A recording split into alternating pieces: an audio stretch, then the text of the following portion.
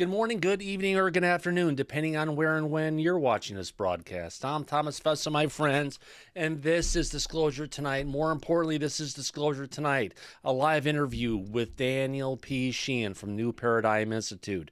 One heck of a great friend we've got bringing on to talk about the upcoming presidential debate and UFO disclosures. Tonight, it's myself, Mike Disclosure here. Mike, how you doing?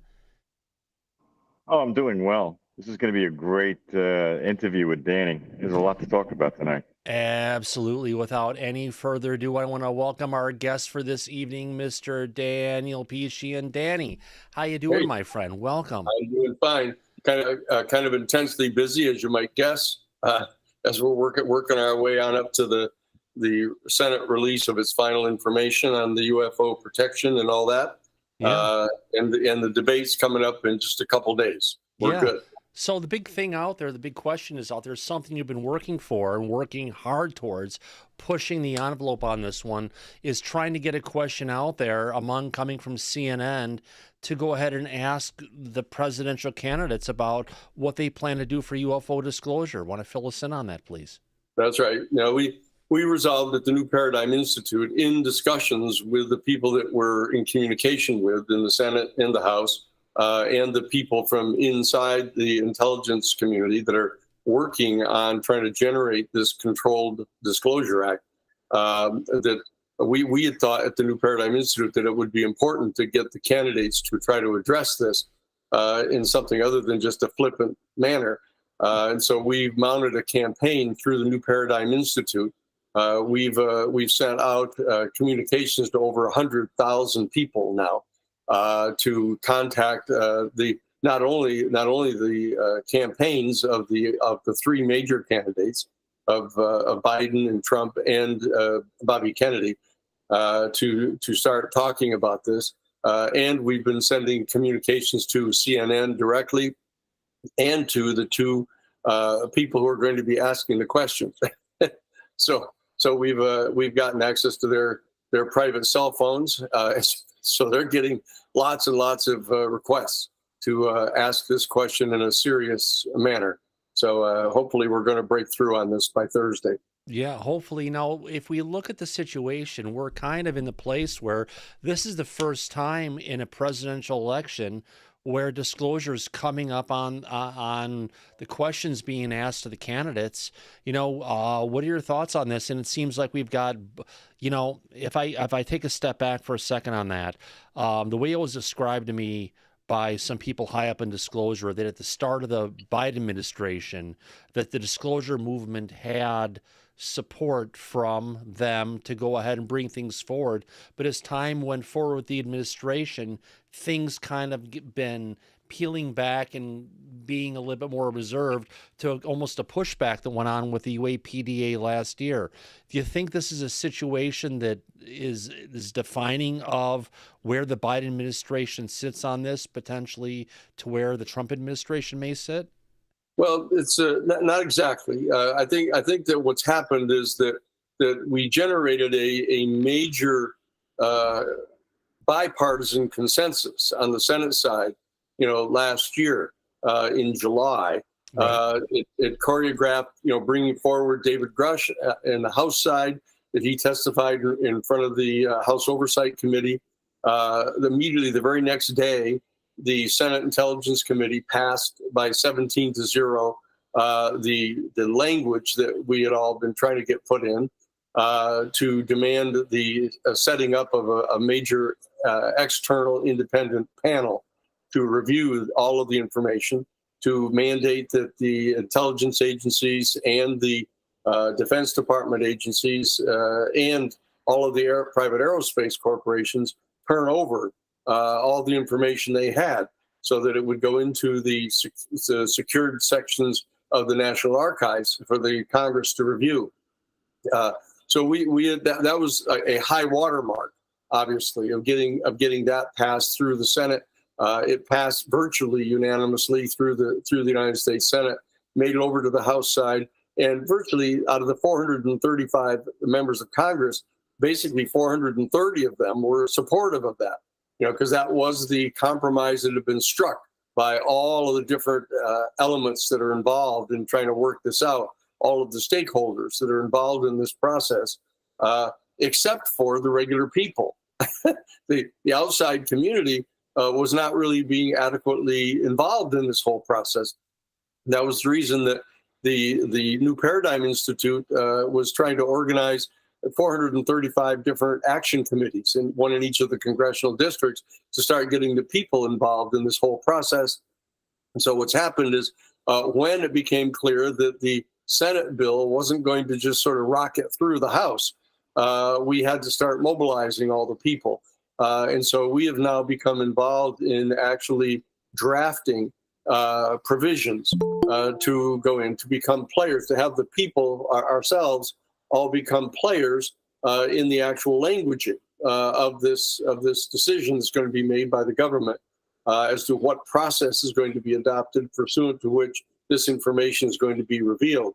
So we're what happened is when the primarily, as you well know, when the head of the chairman of the Intelligence Committee on the House side, Michael Turner, and the chairman of the House Armed Services Committee, Mike Rogers, when the two of them combined to get the support of Mike Johnson, the new Speaker of the House, to pass only the command that the agencies, the intelligence agencies and Defense Department agencies, gather together all the information.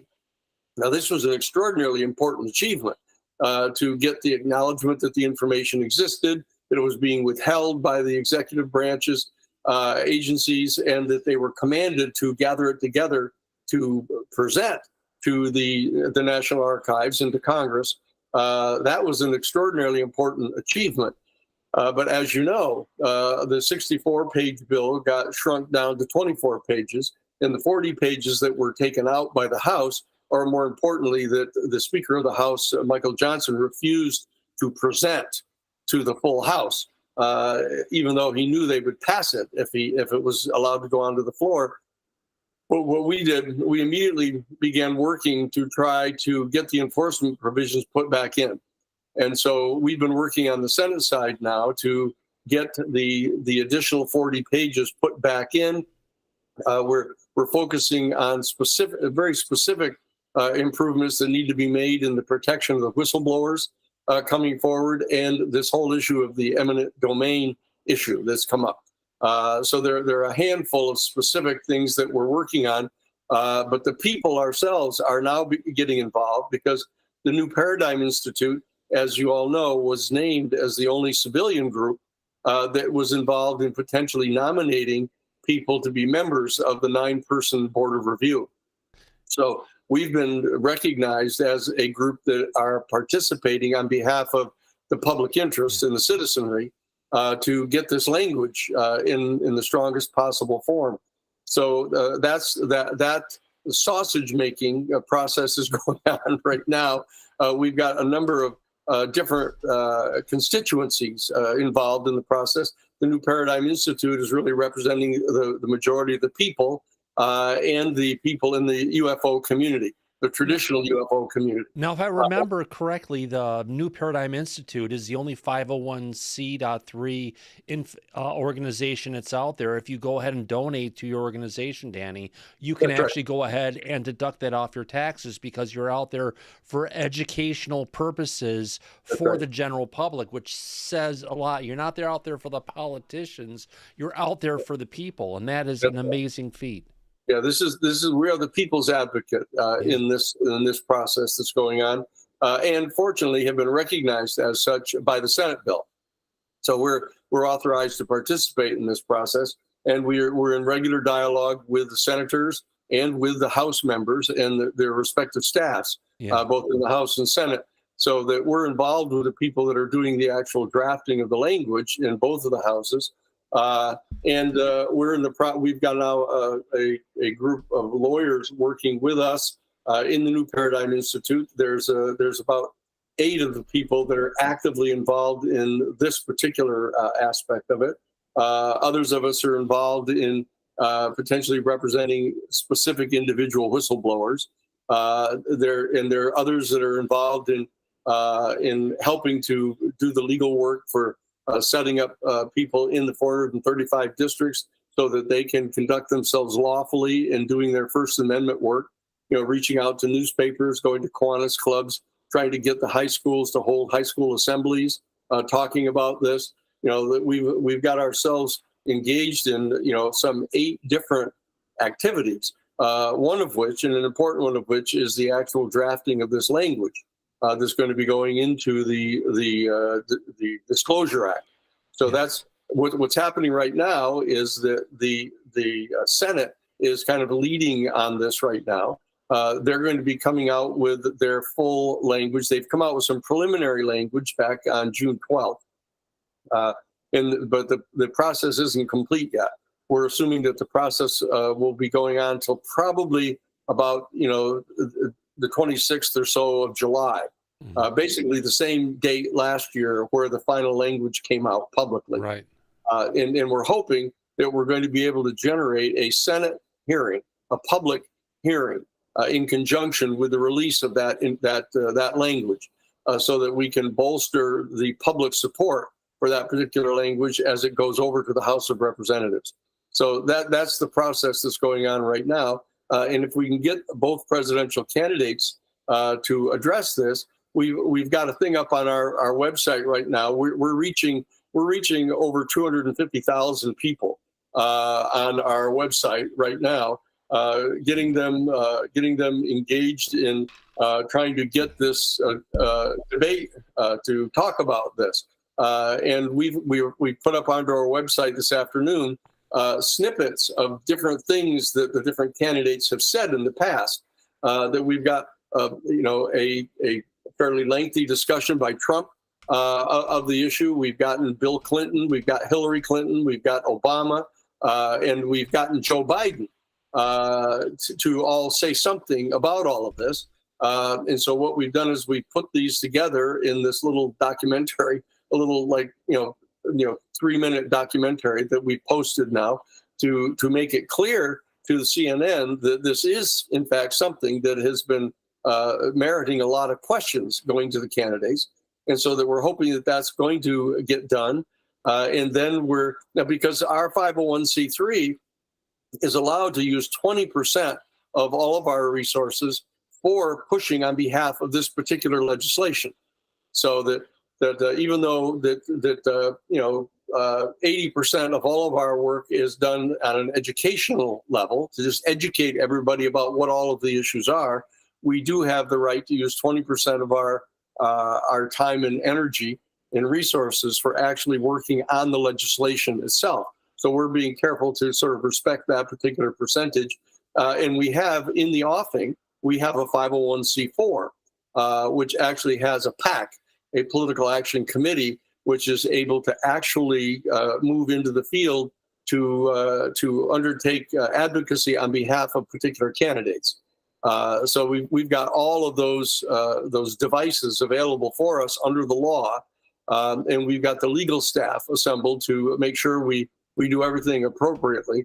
But we're intending to generate a massive movement on the part of the citizenry to demand this responsible, controlled disclosure of this information.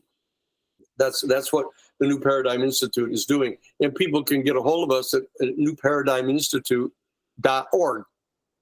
Very simple, in that you can become a member of the whole Citizens for Disclosure.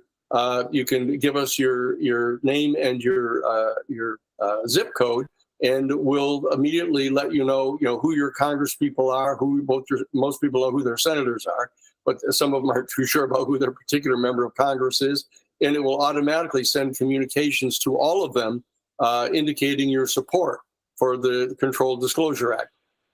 So that's what we're engaged in doing right now. So we have day-to-day communication going on with the people and the staffs and with the potential whistleblowers, sort of trying to line people up to be potential witnesses, so that if in fact the Senate were to decide to have a public hearing in support of its particular bill, that we would be involved in helping to provide who the whistleblowers are that might testify.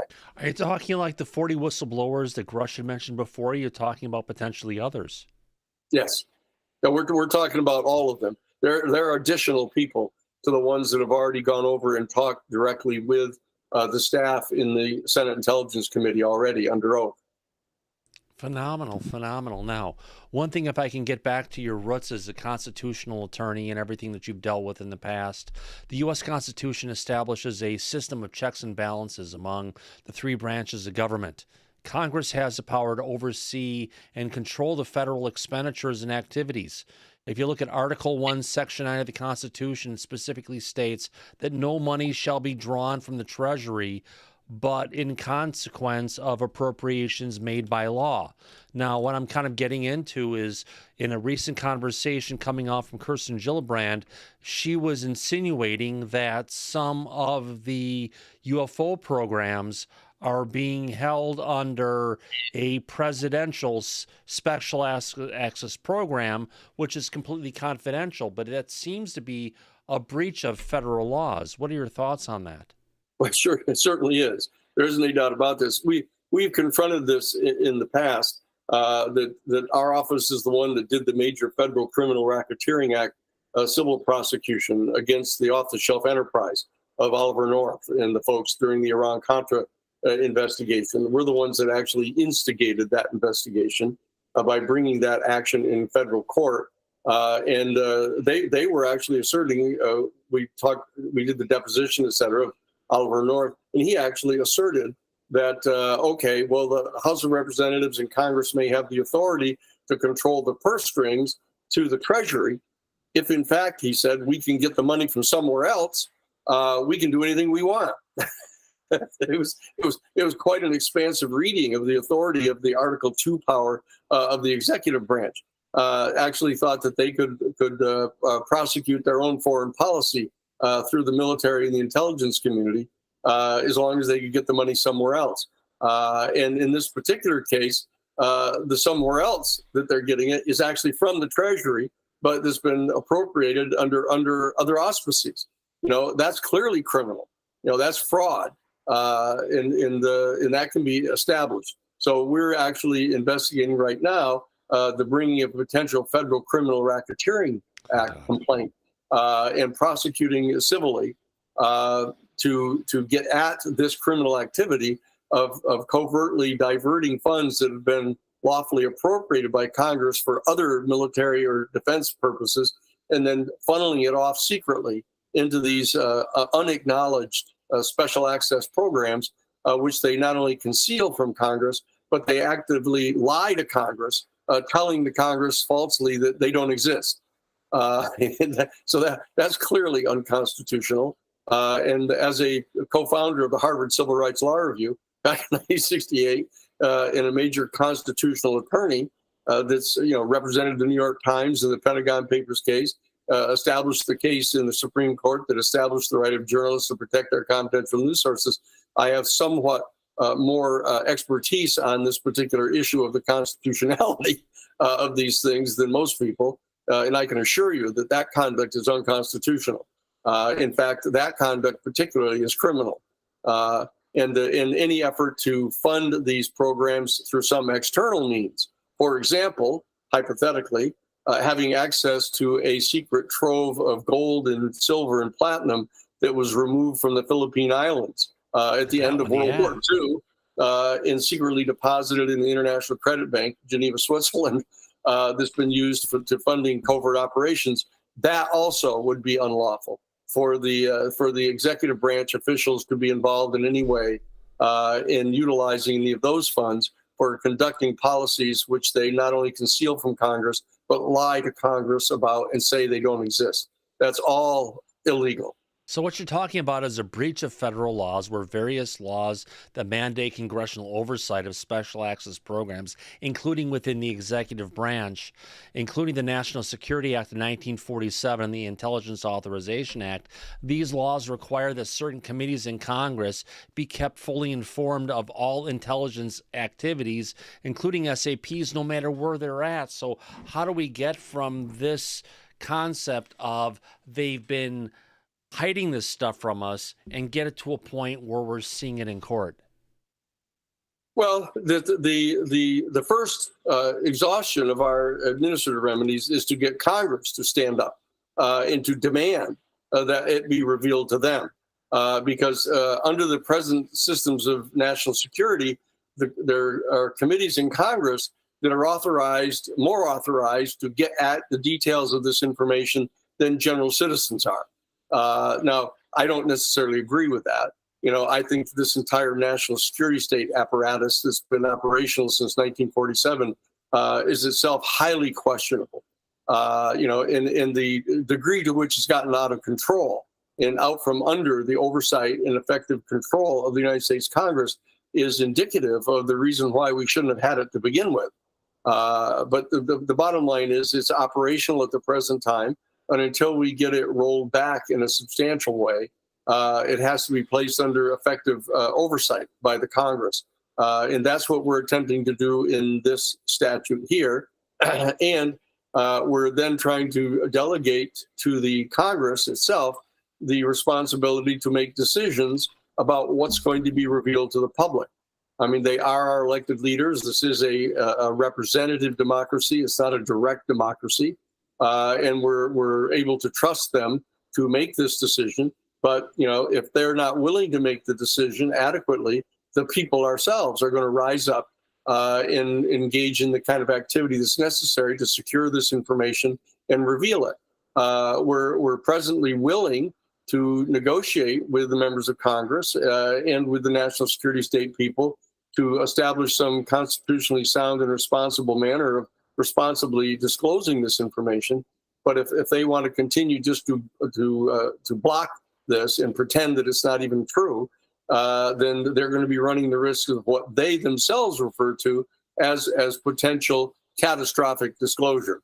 And now they mean something quite different from what normal people would view to be catastrophic. but we'll deal with that when the time comes. But do you think we can get to disclosure without it being catastrophic? Because if you look at the Air Force and what they've been doing, everyone was saying about a year and a half ago, the Air Force is trying to put the toothpaste back in the tube. And with Kirkpatrick, effectively in the mass media, that's what they've done, and they've moved disclosure back.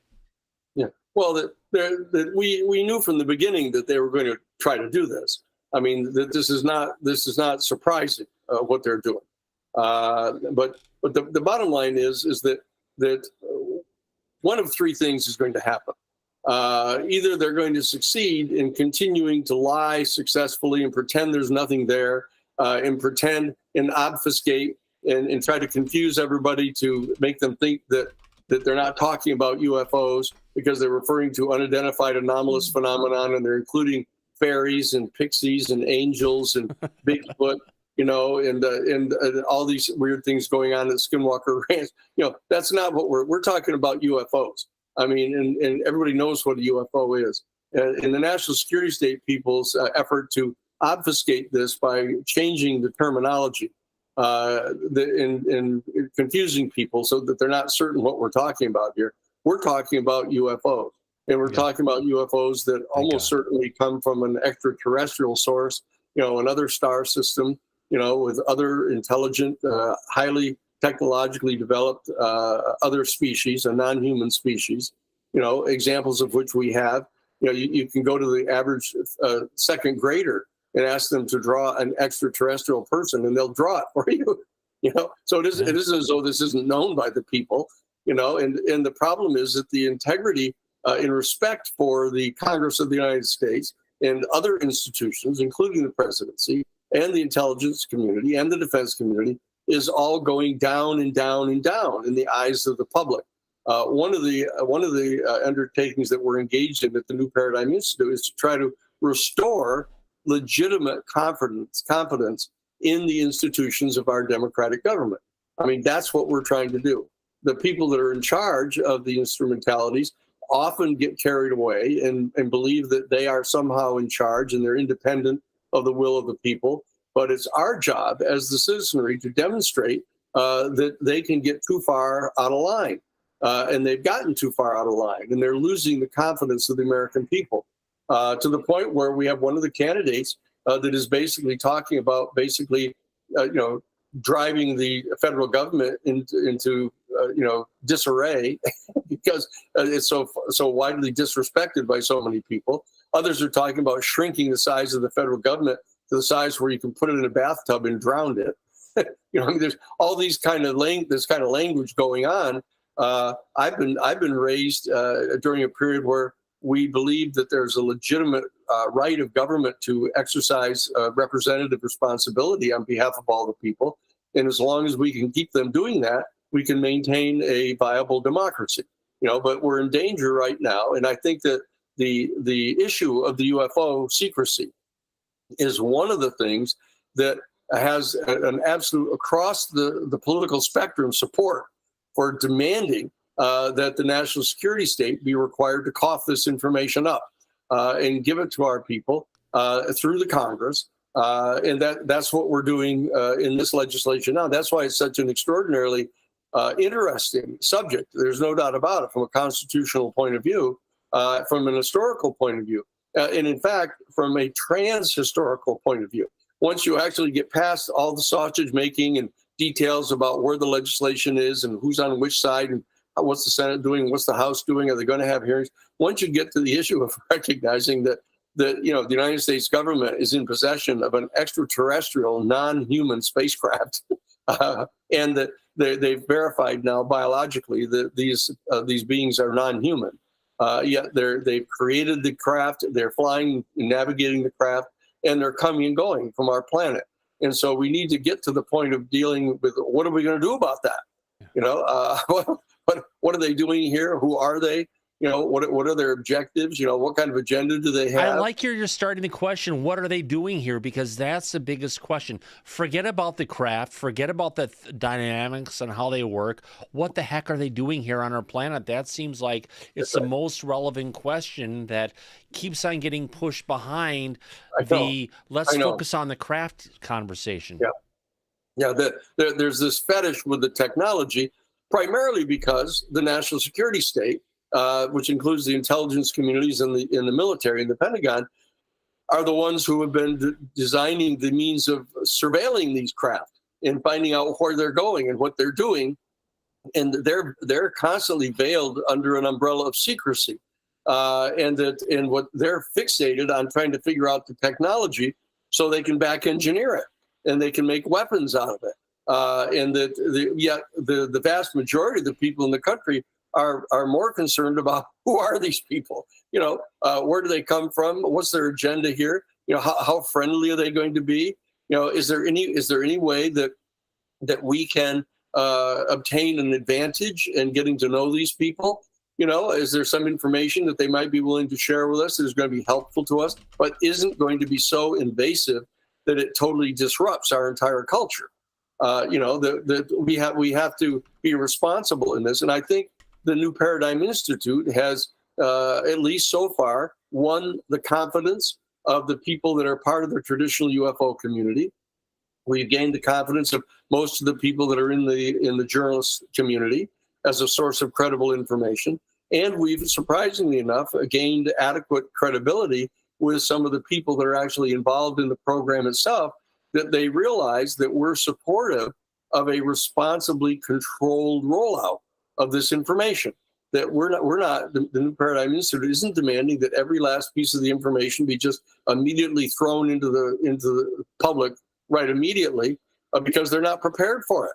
It's been denied for so long, and the powers that be have been so effective in convincing everybody not only that it isn't true, but that anybody who believes that it's true is some kind of Yahoo, some kind of mentally ill person.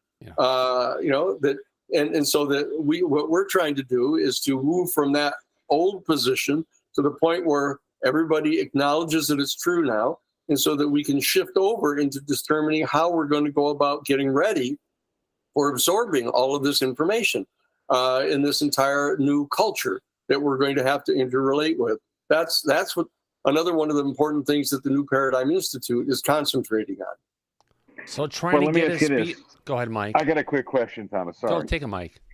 Danny, it seems to me, and I've listened to everything that you've said, we keep going back to the same obstacle as far as the government side of it.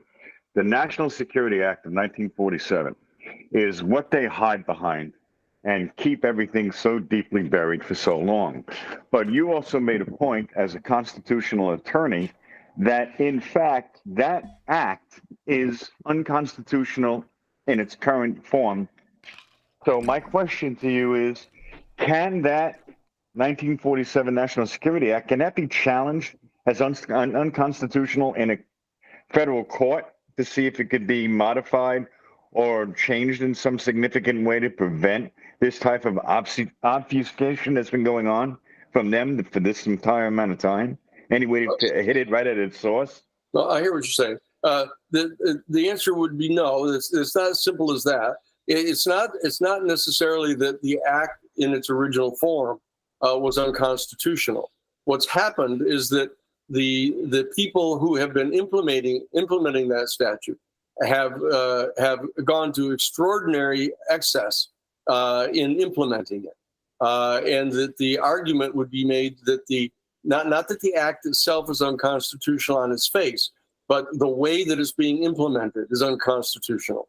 That there has been an unconstitutionally overbroad delegation of authority on the part of Congress to the executive branch, allowing them to exercise their unbridled discretion in what to do in the name of national security, and that's a special constitutional problem. That's a particular doctrine of constitutional law. It's an unconstitutionally overbroad delegation of authority that resides in the Congress over to the executive branch. And therefore, you would strike down particular programs that have been undertaken by the executive branch, that you would strike down the program on the ground that it was, in fact, an exercise of authority on the part of the executive branch, which was not adequately, specifically, and explicitly delegated to them by the Congress. Then you've got a secondary question, and that is, what about the Congress itself? Have we, in the Constitution of the United States, delegated to Congress itself the authority to do some of the things that they would theoretically have authorized the executive branch to engage in?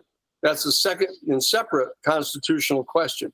And the point is that whereas the people have in the Constitution have delegated authority to the executive branch and to the president to make certain decisions with respect to, for example, what type of relations might be established with a foreign power. For example, it's a specific authorization in Article 2 for the president to do that. But the president is not allowed to engage in any type of agreements or any kind of treaties with any kind of a foreign power without the consent of 2/3 of the Congress, of the Senate, actually, of the Senate. The Senate has to ratify any type of agreement with a foreign power on the part of the president. The president can't go around making secret treaties with foreign powers. And whatever else you might want to say about the extraterrestrial civilization, it is, in fact, a foreign power.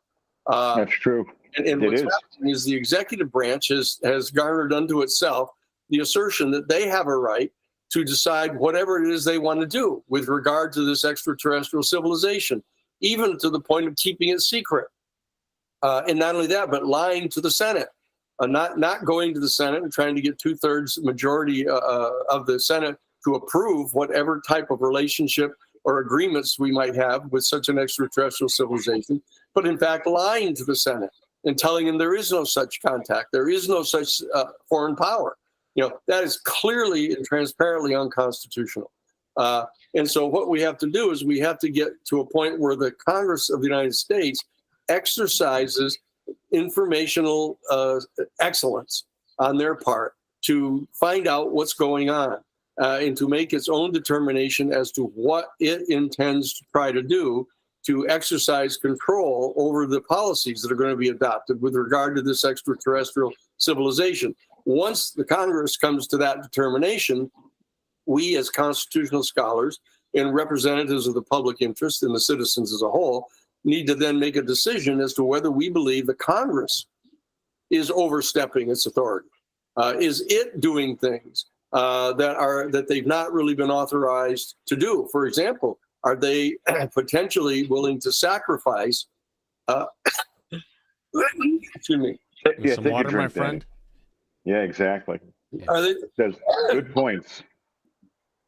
Go ahead, take a drink. You can rest. You've been talking a lot. Yeah, listen, you also have to realize that the executive branch is not stupid. Neither is the Pentagon. They've been also using the 1954 Atomic Energy Act to keep this material and information buried under the Department of Energy, DOE, which can't be FOIA'd and is not under scrutiny or any type of oversight from the Congress. That's another angle that they've been playing, which is another reason they've been getting away with this for as long as they have, unfortunately. And that's going to be changed. I'm sorry. No, go ahead. Take your time. Take your breath.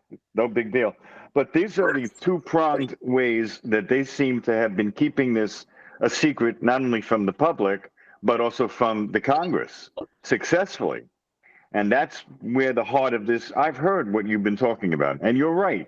But the key issues that I see are, simply put, if the Congress is not aware of something, they can't act upon it. And if they classify these programs as waived, unacknowledged special access programs, technically it doesn't exist as far as the Congress or the public are concerned. So therefore, there'd be no direct oversight over it. And if you were going to try to get knowledge of these programs identified and then try to achieve some sort of oversight by the Congress, you would have to get around the 1947 National Security Act, the Atomic Energy Act of 1954, and you'd have to have that information that would be recognized by the Congress for it to be able to act upon. Yeah. But that is a catch-22 because right now there is no legal remedy or no court that can oversee and impose a way around the obstacles that the government has prevented us from getting access to that information. Yeah. Do you know of a solution to address those obstacles? Yeah. Take a drink. Go ahead. I got to get a coffee. Go ahead. No, Go go take right it, my ahead. friend. We have all the time you need. Yeah, no rush. We're not going anywhere, Danny. Don't worry about it. Yeah. Great But conversation so far, Mike. My gosh. Oh, We've been Danny hitting is so many amazing. points out of the frickin' park on this one. My goodness. But this is You know what's what it is? important as we're coming up for an election cycle to hear where we're going and what's going on behind the scenes. More importantly, what are the plays that they have been pulling year after administration after administration to keep all this stuff quiet? Because I've been the one of the people's out there saying it's a cover-up coming from the executive branch more than not than anybody else has been saying. You know what I mean, Mike? I know exactly what you mean, but you know what? You and I have talked about this publicly on the show for the longest time, but now we have the ability to talk to the expert, the constitutional legendary thank attorney, God. Danny, and see how he can respond directly to the points that we've been all struggling with. This is an amazing opportunity to finally bring this out to the public and at least have this type of a conversation for everybody to hear what it is that we've been speaking about. Yeah. Yeah. So this is a two-step process. That first, wow. Take your time. We're not going anywhere, Danny. Oh man, it's a dry cough. It's the coof. I'm sorry. This is because you were sick last week. Yeah. And you're still getting over it. I remember we talked privately. And you're still getting over that. Yeah. It's not COVID though. So no, it's not. Well, thank God for that, Danny. So the bottom line is that this is a two-step process. First of all, we have to overcome the illegality on the part of the executive branch to get the information turned over to Congress. And once the legislative branch has the information, we have to try to figure out what it is they're going to do. And once they decide what they're going to do, then we have to decide whether what they're deciding to do is constitutional or not. You know, that's what we have to do. So we're in a two-step process here, and we'll be guarding the rights of the people in both instances. So that's the answer to this. And that's one hell of an answer, Danny. And you're right. But it's a big, these two obstacles that we've been all struggling against has been going on 80 years plus. And it doesn't matter what side of the aisle any executive branch administration seems to sit on, they have worked to not bring a disclosure out to the public and to the world. And that seems to still be going full steam ahead. They're not looking to come out with any type of a disclosure. We've had David Grush speak publicly, but you saw that hasn't really had any headway because there's nothing to directly support his allegations, unfortunately, not publicly at least. And once the public is aware, if there's any definitive proof or evidence that can't be denied, that's the only way that the needle will move on disclosure for the world. And we're still struggling to get there. And I know the work that you're doing with the New Paradigm Institute is trying to assist to get that moving. That's right. And yeah, that's right. And we will do it. I mean, that the reality is either we're going to get Congress to do it, or we're going to end up doing it ourselves. You know, the people are rising up, and what we want to do is we want to have the people rise up, not in an unconstructive and kind of out of control mechanism like, you know, mobbing the Congress building, you know, and breaking its windows and trying to throw the elected representatives in the street, or in fact violating the Constitution, you know, by electing people that are going to disregard the Constitution itself. We don't want that to happen. So what we're doing, we're going to be, in a sense, facilitating, educating the American public. The first thing we have to realize is that all of us in the public community have to do more work than we normally do to participate in the governing process. That's going to be, we have seen the lengths to which we've come now, where the government is out of control, the people don't trust the government anymore, and yet the people aren't doing enough to actually assert control over the government. We're still only dealing with 53 to 54% of the people who even vote. Yeah. You know, and so that what we've got to do is we have to mobilize people to become educated, to participate in the voting process, to monitor the activities of Congress a lot more. And that's what the New Paradigm Institute is going to be doing. The New Paradigm Institute is helping to educate and mobilize the people and set up mechanisms by means of which the people can participate regularly. For example, we can monitor the hearings that are going on the part of Congress behind closed doors. The public is allowed in, but there's only a limited number of people that are actually in Washington, D.C. But we can go to the hearings and we can publicly report what's going on. And we can tell people what the present status of the discussions are. We can mobilize people to support or oppose one position or another. And to the extent to which individual representatives do not reflect the will of their own people, they can be ousted, you know, and replaced by people who will do that. And that's the process that the New Paradigm Institute is going to be involved in, pursuant to our 501c3 and our 501c4 and our political action committee. That we can do all of those things. And what we want to do is we want to earn and maintain the confidence of the people that there's somebody in Washington, D.C. that's actually doing what they want done. And that's what the New Paradigm Institute is doing. And you've been doing amazing work with that, and so has the New Paradigm Institute as well. Well, Mike, the next question is, if you were able to put key questions into the upcoming presidential debate on CNN in 3 days, what do you feel would be the key questions to ask in regard to disclosure of the candidates at the debate? Yeah, which questions would you ask? It would be this, that not only do you support disclosure of the information that has come to be known by our United States government about the UFO phenomenon, but also about the potential non-human intelligence that is understood to be piloting and navigating these craft.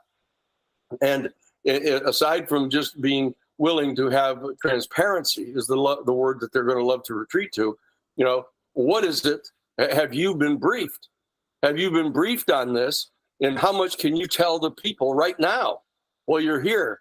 the president of the United States, Biden, has the authority at the present time to disclose anything he chooses to do. Now, the Trump doesn't have that authority anymore, but is he willing to commit to revealing it when he's there, not just being generally transparent, but comprehensively telling the people what the information is in a sound and responsible manner? And specifically, you can ask them, and this is the key question, do you support enactment of the 2024 UAP Controlled Disclosure Act that was passed by the Senate? Do you support that bill? Period. Now Trump may say, I don't know what you're talking about, because he probably, but Biden certainly knows what it's about, because he had Chuck Schumer come and talk with him about it before they presented it on the floor of the Senate. Okay. Which is interesting, because supposedly Lloyd Austin, who was the Secretary of Defense, was actually going behind the scenes, and he was actually going, if you want to call it lobbying, against the passage of this bill because of the dire situation of this information coming out would cause to the intelligence community. Yeah, well, yeah, I mean, the problem is the problem is that people who are assigned narrow area. Gee. Take your time. No rush. We're not going anywhere. Drink some water. Drink some water. Yep. That's what it is. I think one of the key questions as well that should be inserted to the debate would be, if you're elected president or reelected, would you declassify any of the information the government has been withholding all this time? That's a key issue I feel the American public would like to know. Yeah, well, they'll agree to disclose some of it. The question is whether they'll, the key question is, do they support the Senate passed UAP Controlled Disclosure Act that was passed by the United States Senate in 2024? That's the question. And then they can follow up on it by saying, what does that bill do? What's that provide? And it provides for disclosing all of the information through a controlled process it'll be spread over approximately a 7-year period. Okay, but all the information needs to be revealed. And all the information that is 25 years old or more has to be revealed immediately.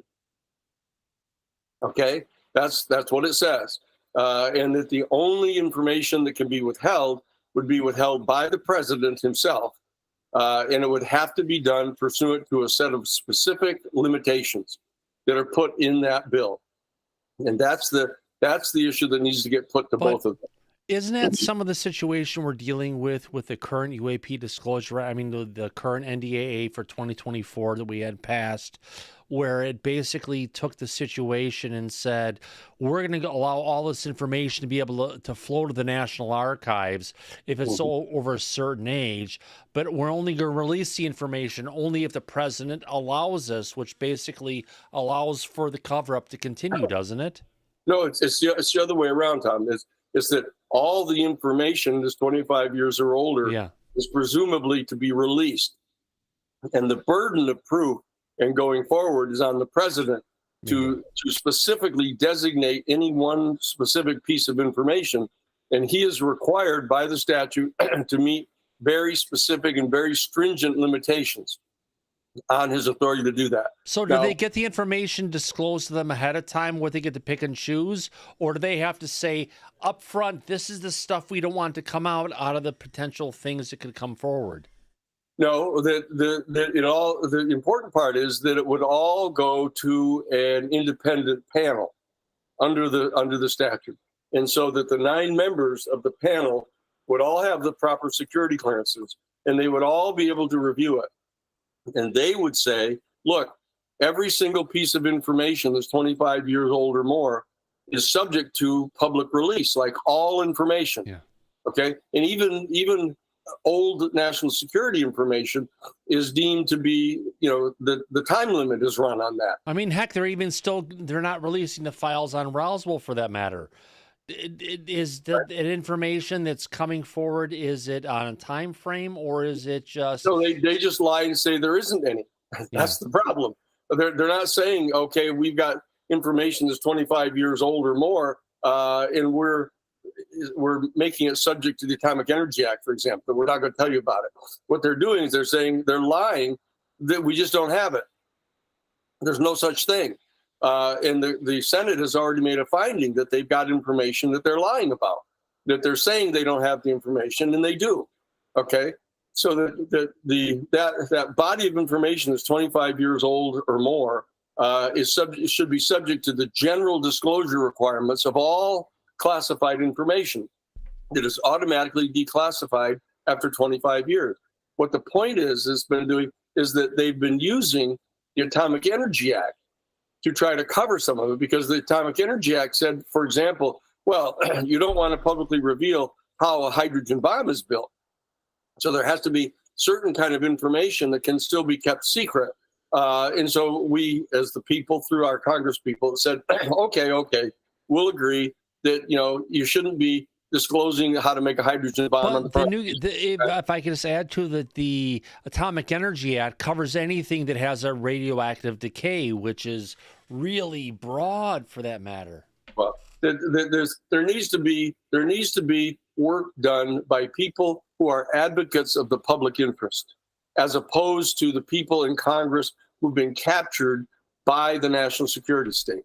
And one of the reasons is that the people in the Congress, in the Senate, and in the House are afraid of the national security state, because the national security state has struck back and has eliminated people from the House and Senate.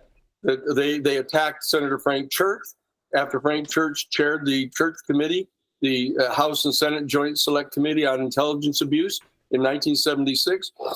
They turned around and in the 1980 election secretly transported millions of dollars of drug money from Southeast Asia through the Nugan Bank in Australia. We know exactly what happened there.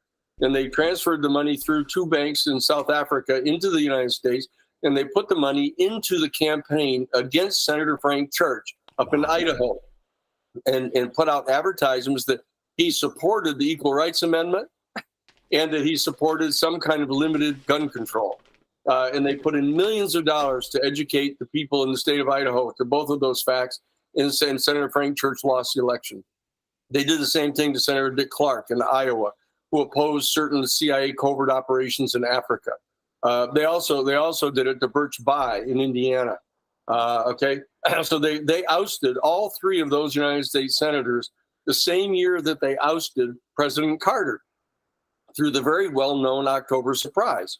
Of withholding the hostages, agreeing to withhold the hostages, the 52 hostages that have been taken by the Hezbollah, in exchange for the agreement to give them TOW missiles later on. We know all that. That happened. Okay, so the people in the House and Senate are actually afraid of the national security state, because once you've authorized the national security state apparatus to oust foreign government officials and to blackmail them and to actually murder them, which they have done now, that is going to come home to roost, and it has come home to roost now in the form of the UFO secrecy program. Okay, and that's why you start unraveling the UFO mystery, and you start to disclose the excesses of the national security state, and so that's one of the things that the people in what they call the legacy group is so concerned about. They're afraid that if all the information starts becoming obvious and made public about the lengths to which they've gone to lie about this program and to suppress citizens in the program and to destroy their political careers, destroy their civilian employment job opportunities, to destroy their family life, to lie and characterize them as mentally ill, to get some of them put in mental institutions who are just trying to bring forth this information. The fact of the matter is, they're afraid that that's so going to undermine the authority of the national security state to continue to act in secrecy, that they want to conceal this. That's not a legitimate motive on their part. And the New Paradigm Institute is set against them being able to continue to conceal that information. So So that's what we've got to do. You keep demanding the truth, and that as long as we're in operation, as long as the people mobilize and support the New Paradigm Institute to do this work and to become members of the Citizens for Disclosure in all 435 of the congressional districts, that they do the job of writing. All they have to do, as I said, is just go to newparadigminstitute.org, put in your name and your zip code, and it will send messages directly to your 2 United States senators and to your congressperson demanding that they support disclosure. Which is interesting, because you're asking for name and zip code to show where they're in the United States, when we have stuff coming from the UAPDF just asking for people to sign up for a petition going against the United States government. But it's important to find that the people who are signing up for these petitions and going against it are actually citizens of the United States government. That's a great point. Yeah, and it's what this is a dramatic citizen empowerment movement. Bingo. And that this is because there is such across the board bipartisan, not just nonpartisan, but bipartisan support for this statute that was passed by the United States Senate. We have to keep having people concentrate on that bill. That 64-page bill represents a very carefully crafted compromise among all the different factors that are involved, all of these stakeholders that are involved in this. It's had private aerospace people involved. It's had military people. It's had intelligence committee people. It's had all the members of the Senate from the Republican and Democratic Party. They're all involved in helping to craft this compromise position. And just this tiny handful of 4 or 5 people over on the House side who happen to sit in strategically powerful places and who happen, not coincidentally, to come from congressional districts that are basically dominated and controlled by the private aerospace corporations that want to get private patents on this technology. That's the reason that they're coming forward and trying to suppress this information. So that what we have to do is rise up as a people and assert our fundamental constitutional rights to be informed about what's going on with our government. Okay, that's what we need to do here.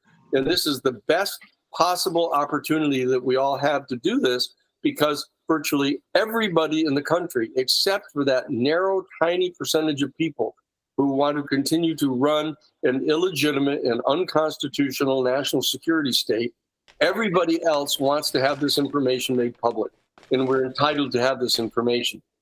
So that's what the New Paradigm Institute is all about, and that's what we're doing. So, Danny, let me ask you real quick. You said the national security state is afraid of it losing its ability to keep all of this secret.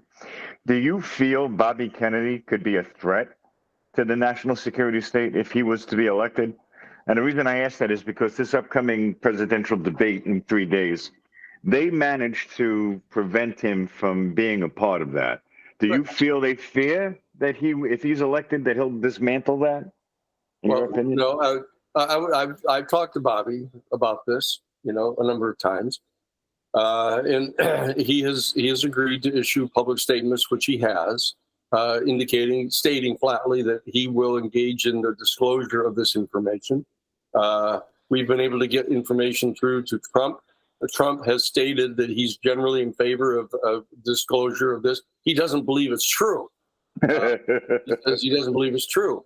But he's also said he's heard a lot of stuff from a lot of credible pilots, maybe not as fit as Tom Cruise, but he's also said that they're believable. So yeah, no, and he has said that, and Jimmy Carter has publicly talked about the fact that he saw a UFO. He knows that it's not some kind of even Reagan said that stuff, didn't he? Yeah, he has, and in fact, we've got it up on our website right now. Him being interviewed on film talking about that experience. And we're talking about having seen it only 300 yards away. We're not talking about some dancing light in the sky in the middle of the night. We're talking about a thing at 7:30 in the early evening when it's still light out in Georgia, for him having seen it along with 10 other people at a Lions Club meeting. There it was. And it was the first thing he did when he got elected on November 2nd of 1976, rather. He sent for the head of the CIA and demanded that he be briefed in on this. And the CIA director refused to give him the information. Wasn't that Bush? No need to know. Wasn't that Bush at the time? Pardon? Wasn't that George Bush at the time? That was George Bush. he had been appointed. He'd been appointed, by Gerald Ford, after Richard Nixon resigned in the wake of the Watergate burglary scandal. And Bush was brought in because Senator Frank Church and the people in the House and Senate were digging into the secrets of the CIA in that particular instance.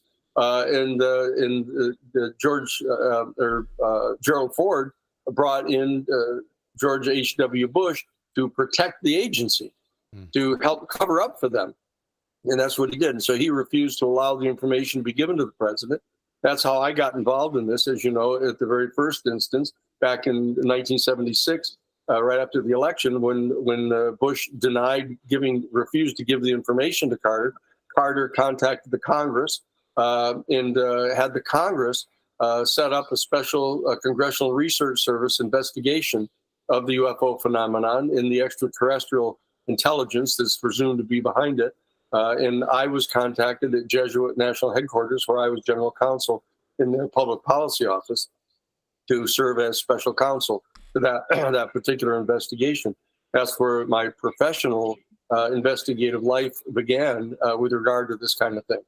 And you did a hell of a job, because if I remember correctly, Danny, you went in to look and you had a legal pad. Yeah, you smuggled it back out. That's right.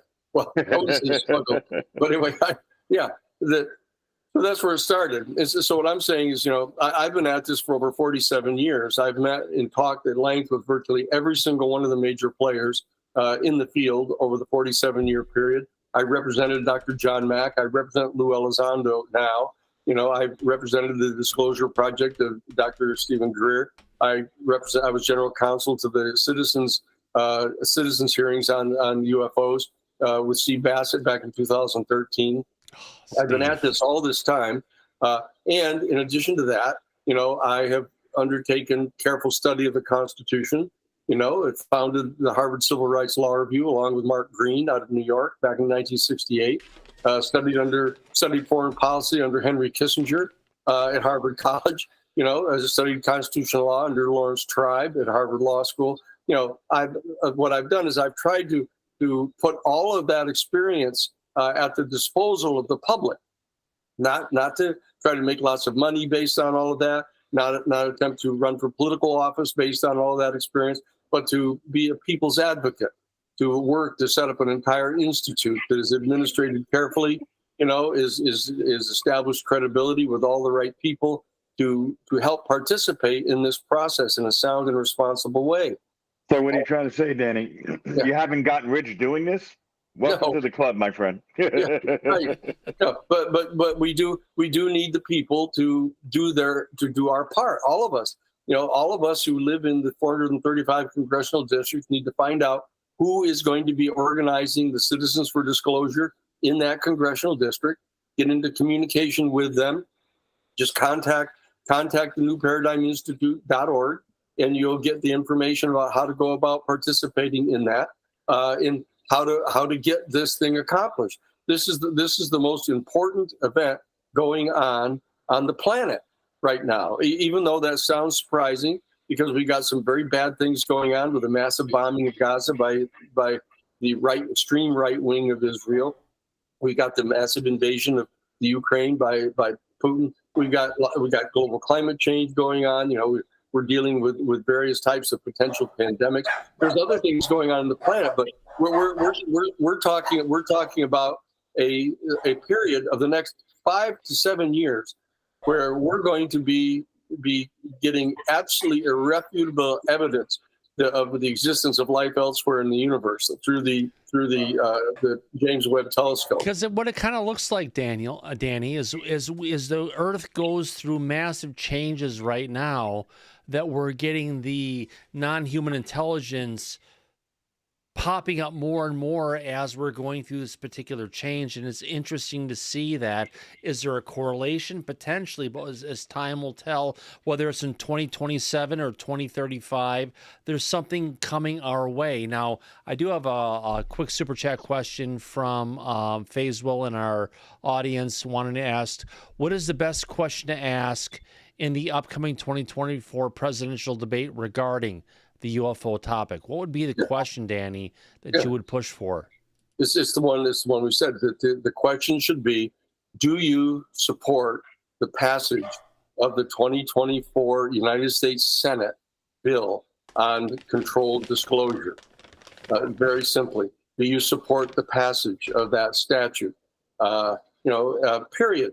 And if they say, well, what is it? Or I don't know what it is. Then that the people need to know what that is, because it calls for setting up an independent commission appointed by the president to reveal this information and to create, very importantly, a UFO or UAP controlled disclosure campaign plan, very specifically to design a plan for releasing all of this information. And there's a 7-year sunset clause on the process. Okay, and so there are very simple provisions in it. It's 64 pages long, and so it's very detailed, and it shows exactly how to go about doing this. And so the question is, do you support the passage of the 2024 the UAP UFO Controlled Disclosure Act? It was passed by the United States Senate. Period. And you don't let them get away with, oh, I support general disclosure or transparency in government. You can't just let them get away with some sort of softball answer like that. So pin them down is what you're saying. If they're going to ask the question, make them answer it. And if they're not getting to the meat of the question, go ahead and push it. But do you think we could get someone from CNN, or is it going to take someone like Fox or someone else who's going to look over the next It depends a lot upon how many people contact CNN, Right. And Jake Tapper, and the other people, the people that are going to be doing the questioning. They're the ones who are going to determine what those questions are. And if they get enough people that are obviously demanding that question be asked, that it's going to become a news event in and of itself. Why did they not ask the question? They got 100,000 people asking them to ask the question, and they refuse to do it. And that's going to undermine the credibility of CNN, as an honest broker in getting the people's questions to the candidates. Well, listen, you said that you have been speaking directly with Bobby. Do you think it would be possible to arrange some way that, even though he can't participate in this upcoming presidential debate, that maybe we could provide a platform and a way where you and him could have a discussion publicly about this? Well, what I would think, in the same way that when the president delivers the State of the Union address, that there's a member of the other political party that provides a response. That what might be done is Robert Kennedy might say, though, after the debate is over, that if he could get the proper airtime somewhere with a proper venue, then he could just repeat each question that had been asked the candidates, and he could give his answer.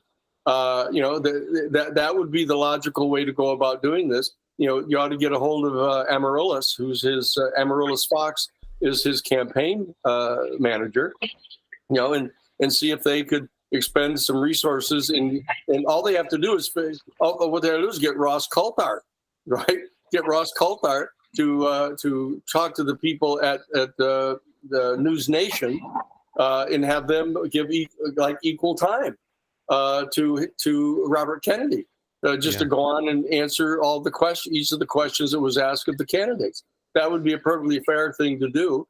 And rather than just wringing their hands and feeling like they're victims, they ought to just take the active, positive steps that are necessary.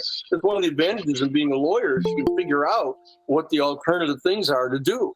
That all of the proper mechanisms exist to do that. And I'm sure that if Ross Coulthart called Bobby. In fact, I'll call Ross after we're off the air here, and have Ross give a call to Bobby. I've got his private cell phone. Have him call and say, look, would you be willing to go on to News Nation immediately following the debate on Thursday and answer each of the questions that has been asked of the other candidates? That's actually a very good idea. I just spoke with Ross privately the other day. I also have his personal cell number. Yeah. But the reason I asked you, Danny, is because with your experience as a constitutional attorney and how your experience in handling all of this, I think you would do an excellent job of having that conversation with Bobby publicly. I'd like to see that. Yeah, I know, but I have to be careful trying to push myself up into the middle of all these things. I mean, that may sound a little self-effacing, but I think that Ross is a person who has achieved a good deal of respect around the country. I believe that he has succeeded in getting News Nation to make this a major issue. That you could have him or Cuomo, or one of the guys over at News Nation do the questioning. I mean, I know everybody would like to be that forum. You can say, why don't you go on Disclosure tonight and do it? But the fact of the matter is that as a representative of the public interest, I have to be objective about what the most widely watched forum would probably be, so that he could get you aren't going to get any one of the three networks to do it. And you aren't going to get any one of the cable networks to put Bobby on. They won't do it. But News Nation might do it. No, they absolutely might. Actually, that's good thinking outside the box, Danny. Yeah. And I think that if you spoke with Ross, and I could try to speak with him as well about this, but you're better well-versed with Bobby than I am. I've never spoken with Bobby, so you would probably be better suited for that. But I think if we could get him to bring him on, even Ross's show, Reality Check on News Nation, any type of using that platform would be a good way to get the public aware of Bobby's position, and more so it would bring more information out on and attention to this subject to the public in general. Well, it'd be that he'd answer all the questions, and that it would give him the kind of stature that he's been denied unfairly by the other stations and stuff. And that's what I was thinking. And it would then appear to be sort of a dialectic of Bobby versus the other two major political parties, and he would give much more fulsome answers. I think much more candid answers to all the questions, including the one on the disclosure. Yeah. But it seems like there's been an honest effort to keep him out of the debates, out of the conversation, just because they're afraid of where his votes could possibly split the difference, and even more than it would be possible on his own, which is not that much, to go ahead and pull the votes away from Biden, for that matter. No, that's right. But what he could do, of course, is he could sharpen the focus of the other candidates. If he's willing to raise issues and answer questions and provide alternative policies, they're going to have to respond to it. I mean, exactly. And who else did that? Bernie Sanders did that, if you remember. Yeah, they had the same effect. So you're absolutely right about that, Danny. Yeah. He would. So that's what I would suggest. Yeah. A quick question coming in from someone in our chat, coming from Brian Pemble. Brian asks, Mr. Sheehan, are you representing any other whistleblowers? Do you know of any that might come forward before future congressional hearings occur? I guess this is talking about the stuff that's going to be coming forward from the Senate later this year. Well, we're in communication with any number of potential additional whistleblowers that are over and above those that have already come to the Senate Intelligence Committee and have testified under oath and provided their corroborating information and witnesses to the Senate staff who have all of those. I mean, those I would point out those witnesses are quite sufficient to constitute a public hearing, in conjunction with the 2025 version of the Disclosure of the UAP Disclosure Act. That they could come forward and what they're after, what the Senate keeps wanting is they want to have a person. We've had the direct face-to-face conversations with Senator Warner, who's the chairman of the Senate Intelligence Committee. What he wants is a witness who can come forward who has actually laid their hands directly on an extraterrestrial spacecraft, in a kind of an official government setting, to be able to confirm that the United States government is in possession of such a craft. Do we have anybody like that you know of, Danny? Yes. Wow. There are. The difficulty is they're afraid. They're afraid that they will be retaliated against because the present regime of protecting UAP whistleblowers is insufficient. Yeah. And that's why our New Paradigm Institute has drafted a 15-page enhanced UFO whistleblower protection act that we have, that we've been asked to do that, and we've done it. We're in the process of providing it to the people that are involved in drafting the language in the Senate and in the House side to say, look, this is what the New Paradigm Institute believes needs to be done.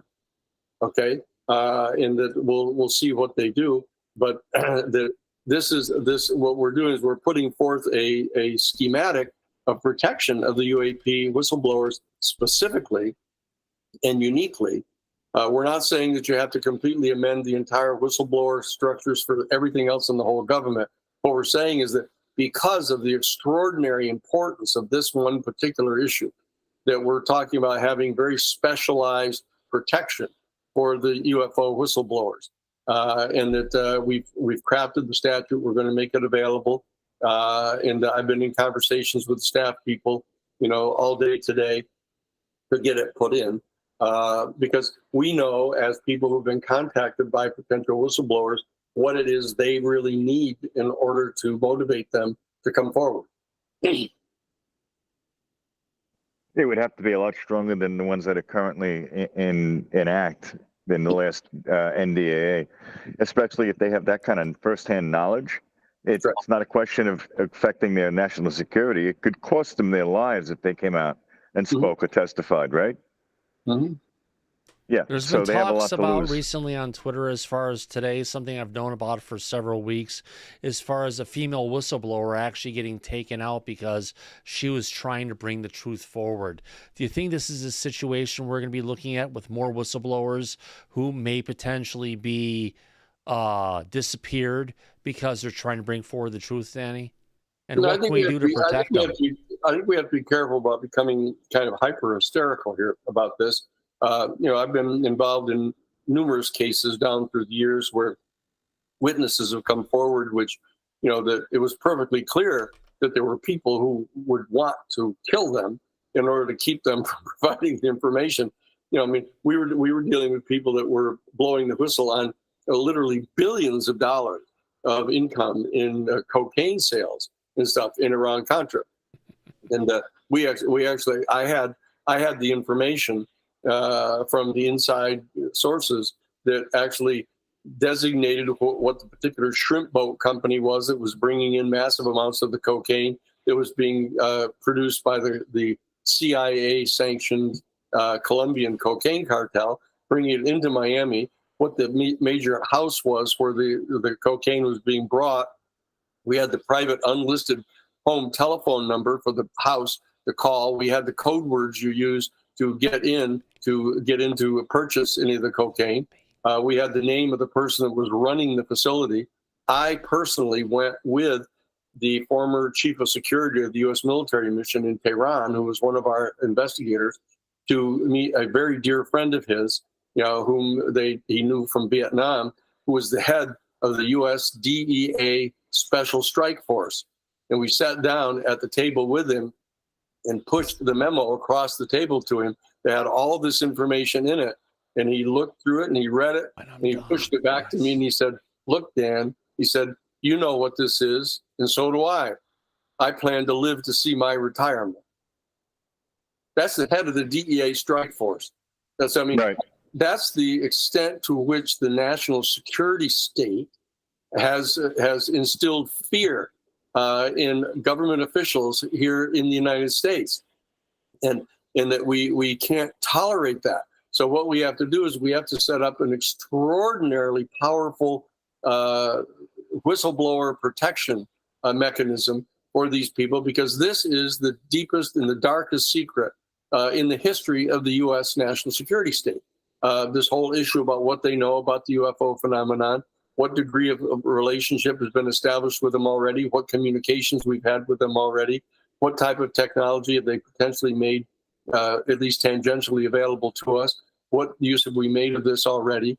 These are all extraordinarily sensitive issues inside the national security state, and that we have direct information and knowledge that they will in fact kill to protect information like this. So we have to have a much stronger whistleblower protection mechanism for people to come forward and not have their name disclosed, and that they're given protection. And we also, as on the other side of the ledger, we have to be willing to give some type of immunity to some of the people who have been involved in this process and have committed tortious acts and even criminal acts, in the course of their performance of what they perceive to be their duties as part of the national security state.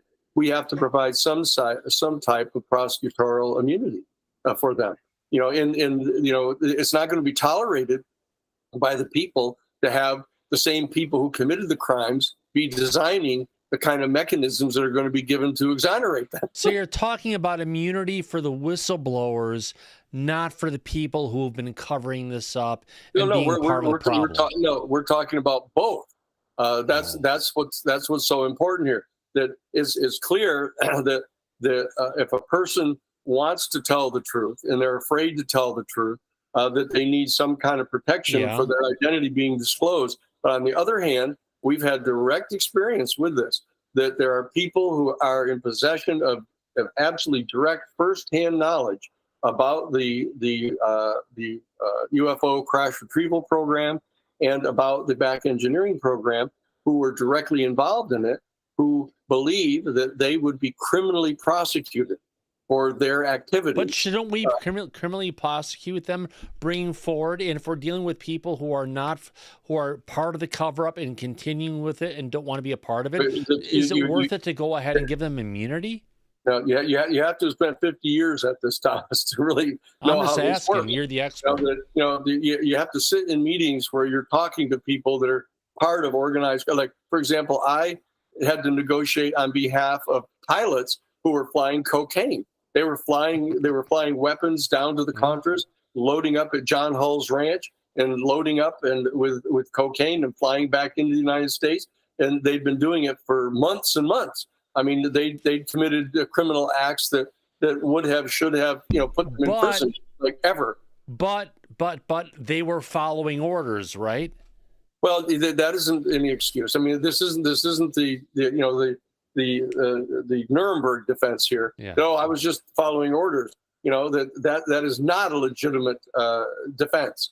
The fact of the matter is they are in fact subject to criminal prosecution. But there have to be responsible people who are going to make decisions, not only what levels of protection are going to be given to the whistleblowers to protect people who want to come forward, but we're going to have to figure out some way to get people who do not want to come forward and be able to provide the kind of firsthand, absolute eyewitness testimony that we're going to need to bring this information out. Now, I raise that because it would generate the exact response that you're having, Thomas. To say, wait a second.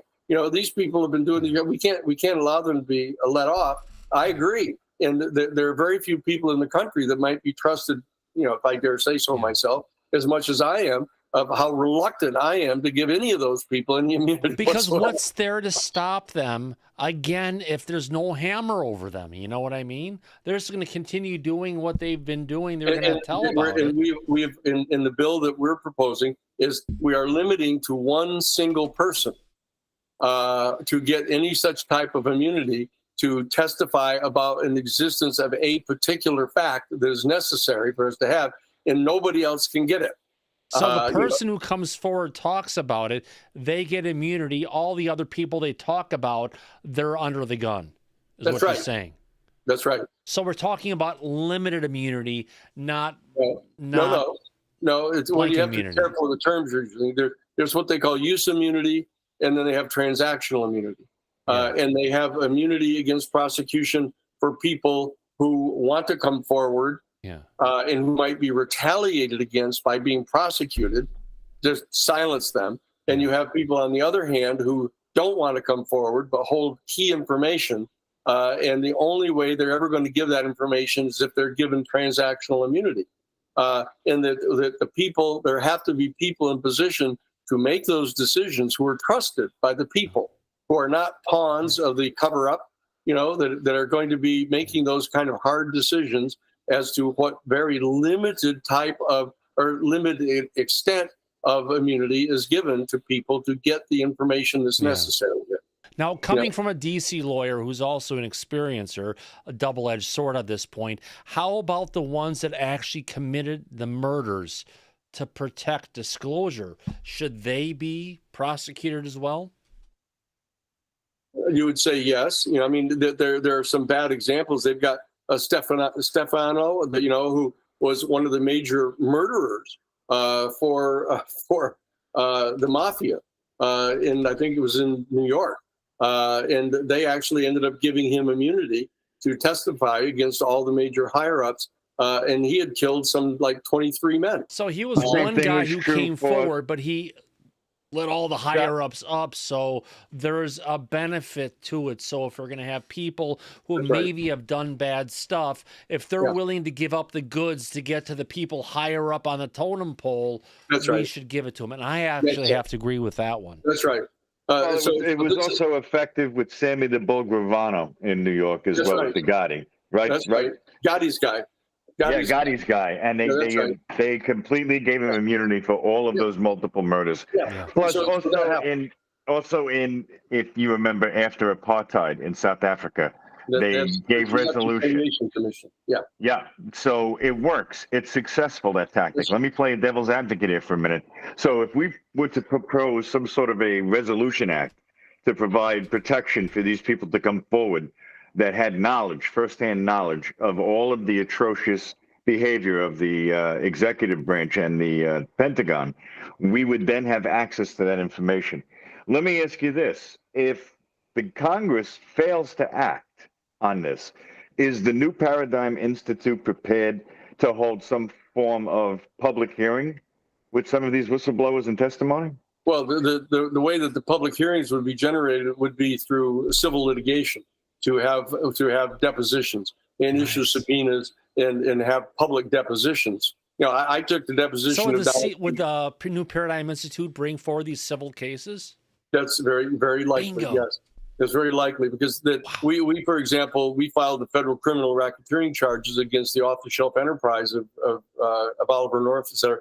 And I took the public deposition of Donald P. Gregg, who was the national security advisor for then Vice President George Bush, and just fried him up right in front of everybody. We did it at ACLU national headquarters at 120 Maryland Avenue, and we had the people there in the room, the media people and everybody, during his deposition. And so there's not a public hearing, but it's a public deposition. Those are not closed unless you get a judge to try to close them, seal them. Depositions can be made public, So that there's all kinds of ways that this can be done. And I say we have a staff of lawyers that are working on all of this stuff, and so that we've got 550 volunteers who have actively volunteered to work for us and work with us. We've got this dozen attorneys. We've got 35 different academics that are like professors and things at universities. A dozen attorneys, 35 academics. Continue, my friend. Wow. And and so that what we're doing is it's just like in Iran-Contra. It's like a field of dreams. You build it, and people will come. If there's a place to come to, a place that they trust. They obviously don't trust Arrow. They don't. Is there anybody that trusts them besides Arrow themselves and Sean Kirkpatrick and Susan? So nobody went there. Right? They have initially trusted the Senate Intelligence Committee, and the Senate Intelligence Committee demonstrated the legitimacy of that trust by publishing the law that they did, the 64-page bill, which was a very, strong, aggressive bill to get disclosure to happen. And that if the Congress fails to actually do the job, then somebody else has to do the job. And that's why we're establishing the New Paradigm Institute there in Washington, D.C. We're the only civilian group, non-government group. They're inside the federal enclave. We're right immediately next door to the Senate Intelligence Committee. To our left is the United States Supreme Court. You can literally throw a softball across the street to the Capitol building from our office. We're located right there where we're meeting with everybody. And we are prepared to do the job for the American people. But we want the Congress to be given the opportunity to do this, to help restore the legitimate confidence in our elected representatives to do their constitutional duty. But we aren't stupid. We aren't going to just rely upon them forever and be like Charlie Brown with the football. Every single time we get ready to trust them, they let us down. I have to say this really quick before you jump in, Mike. You're like the other NGO that's helping to get the other kind of aliens across the border. That was the American Sanctuary Movement. The American Sanctuary Movement was actually getting legitimate refugees across the border. That we did that case back in 1984. I was actually the trial lawyer that did that case. That we established the right of legitimate political refugees who were in legitimate fear of death because of their religious or political beliefs. We got them protected in a major litigation in the Fifth Circuit down in Brownsville, Texas. So I mean that you bring that up because I was actually the lawyer that did that. Just like we're the lawyer that did the protection of confidential news sources, did the Pentagon Papers case to be able to publish all of those things. We're the ones that did the federal criminal racketeering activity against the off-the-shelf enterprise. The reason that Lou Elizondo has reached out to have me be his lawyer is because of all of this experience. Okay. And that's why we set up the entire New Paradigm Institute to institutionalize our capacity to perform these services for the American people. But we're not trying to substitute ourselves for the United States Congress. What we're trying to do is facilitate the United States Congress doing its duty. That's what we're trying to do. So what you're saying is Lou is the foundational client that helped you want to go ahead and set up the New Paradigm Institute to go ahead and help a lot more people like himself that's exactly right. And to move the agenda forward. That's right. Lou actually asked us to put together an organization that could actually do this. Yeah. We did.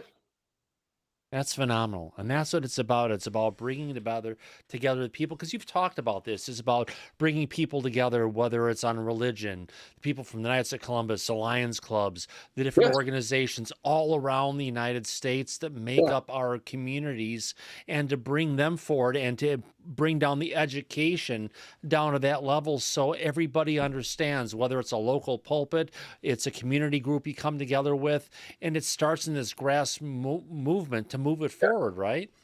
Everybody should be talking about this. I mean, I know. If Walter Cronkite had come on the air at CBS and said, I should tell you, the United States is in possession of an extraterrestrial non-human spacecraft, and they've done the biologic tests on it, and they're non-human. Everybody would be jumping up and down in the street going, what's this all about? Tell us how can we use that technology to solve global warming and all these other things going on the planet besides just focusing on the military applications of it, right?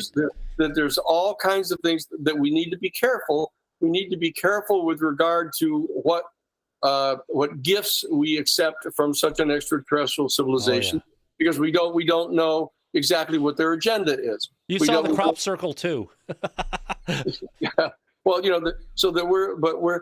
that's why we're having to take steps to earn the respect of all of the stakeholders that are involved here, in both political parties. I mean, as we've said, that we have Matt Gaetz and Alexandria Ocasio-Cortez sitting at the same table, cordially agreeing that they need to have disclosure. And that you get people like Luna, and you get George, Burchett.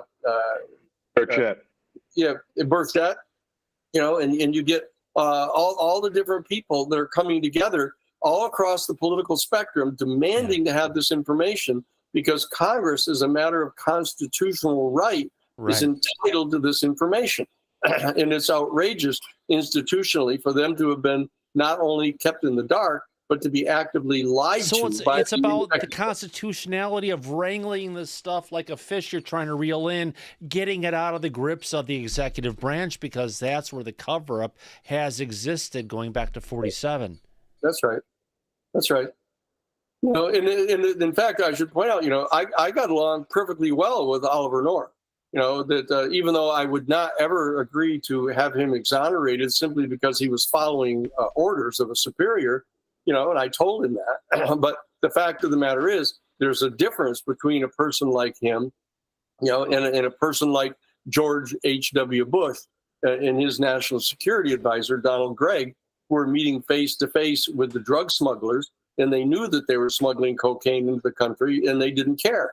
You know, I mean, that there's gradations of responsibility that people have here, and that, you know, we at the New Paradigm Institute are going to be exercising our judgment on behalf of the people, together in concert with the people, to make decisions as to who we think ought to get this type of immunity and who should not. So, Danny, let me ask you, if Congress fails to act, what is the deadline that the New Paradigm Institute is working with to have those public depositions come forward? Any idea?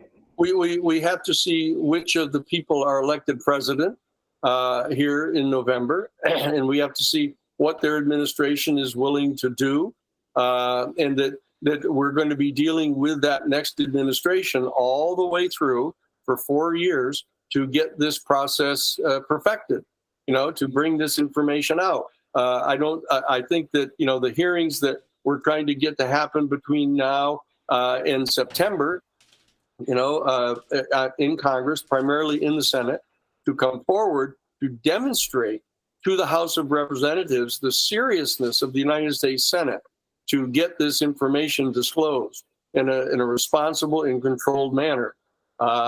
And we're going to be pushing to get those. We're going to be pushing first to get the questions asked to the candidates on Thursday.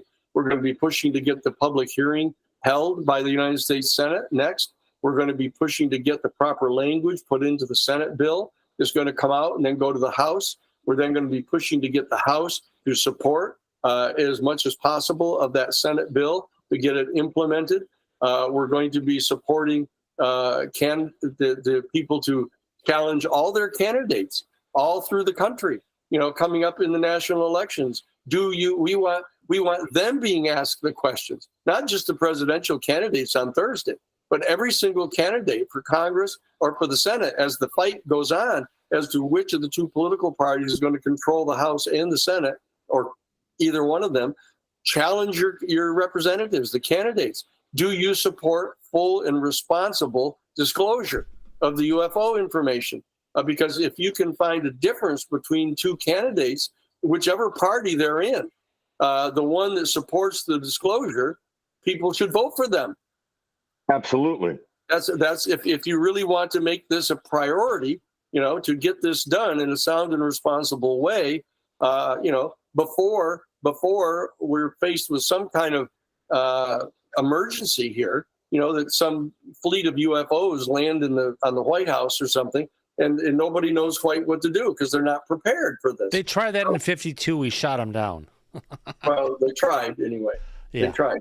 You know, but the bottom line is that we are the four generations who happen to be privileged to be born at this particular time, where we get to participate in the promulgation of the protocols that are going to govern our relationship with the extraterrestrial civilization for the next 10,000 years.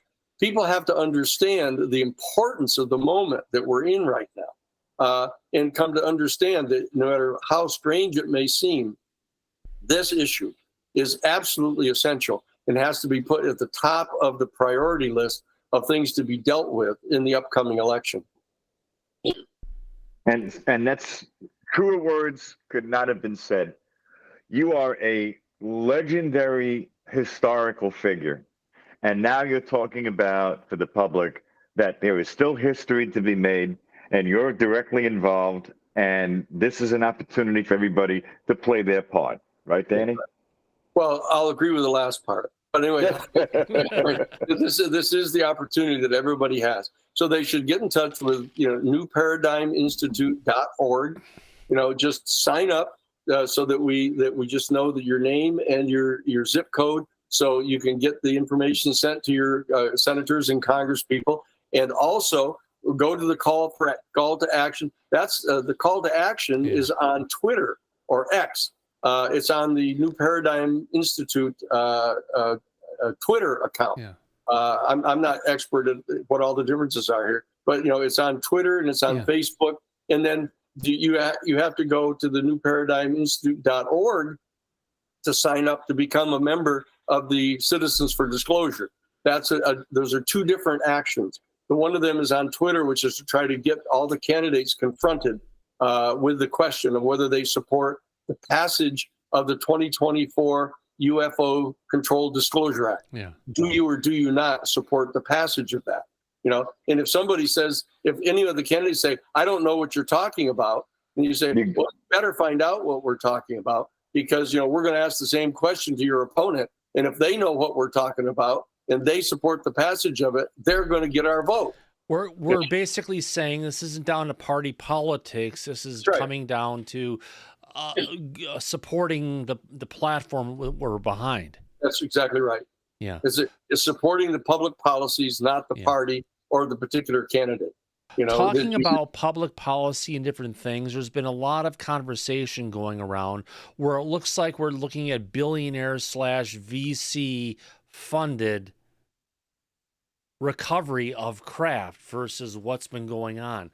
What are your thoughts on that? Because it's almost looked like we've been having crash recoveries going on by these by the government, but now we have private organizations who are going out there to look at capture it for themselves, potentially use that to leverage their own technology to go forward. Well, the policy that the New Paradigm Institute takes is that no one should be authorized to seize extraterrestrial technology and take it into their own private possession and try to use it for their own private financial purposes. Nobody should be allowed to do that.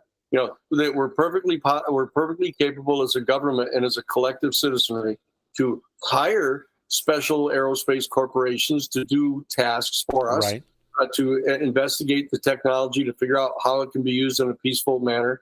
We cannot allow them to have it so that they try to use it to make weapons and then make billions of dollars in making weapons to establish full spectrum military dominance over the planet. We can't allow that to happen. Well, we also support having a treaty that absolutely prohibits any and every nation state and any other corporation or any other entity from using any of this extraterrestrial technology for any weapon system whatsoever. We have to make that a criminal act right now, right at the very origins of this. And if people have already done it, they've got to relinquish control over that, and they've got to disassemble that weapon system. Yeah. They've got to disassemble that and destroy that weapon system. We cannot allow this to take place at the very origins of our contact and relationship with the extraterrestrial civilization. Because we're looking at technology that can move the whole civilization forward. And if you take it down from the government using it from a military, or a billionaire trying to use it to become the next Lex Luthor and try to figure out all this technology that I can use to dominate all the markets and stuff, it's the same kind of a thing. There should be something that's open for everybody. That's right. The public has a right to have civilian access to this information for the benefit of everybody, and the fact that it's going to potentially bring about some greater or lesser changes in our economic system and in our political system, our geopolitical relationships. What we have to do is to govern those changes in a sound and responsible way. That's another role that the New Paradigm Institute is playing, trying to figure out how to buffer the integration of this technology and this information into our culture in a way that makes it constructive and a positive experience for everybody. You know what you're Right. talking about is the people's disclosure, not the billionaires' disclosure, not the government's disclosure, but the disclosure that everybody else is looking for, Danny, and that is just such a courageous and noble position to take. Well, it's courageous and noble, but it's so obvious that this Yeah. is the right thing to do. You know, Yes. and one of the problems is that you'll say, when I was at Jesuit headquarters in Washington, D.C., Father Bill Davis used to say, nothing ever happens in Washington just because it's the right thing to do. But we have to make that so. We have to try to make that so. We have to empower our people and we have to empower ourselves to make sure that the right thing is done in this particular instance. You know, that we have to break the mold. We have to push back against the traditions of not having the right thing happen in Washington. Yeah. It has to happen in this instance because there's way too much at stake. We're talking about the entire future of our entire human civilization here. And that's what we need to understand. Which is absolutely crazy. And if we look at what went wrong last time, who do you think sabotaged NDAA last time, and how do we get around it this time? Well, that's an important question. I mean, we know who it was. Mike Turner, Ohio. We know that it was Turner from Ohio, from the 10th Congressional District, you know, where the Wright-Patterson Air Force Base is, where the major, you know, field office of. But we got Mike Turner, but there's people behind him like you're kind of getting into. That's right. It's the private aerospace. Just take a look at their contributions. Look at Mike Rogers, for example, over in the 2nd Congressional District of Alabama. He's there in Huntsville, which is where the Redstone rocket base is and the missile testing range is. And it's the home office of Radiance Technology. Bingo. It's working on prompt the global strike, you know, trying to use this technology to engine and navigate, you know, weapon systems that can strike into the heart of Russia or China, you know, in like 2 minutes.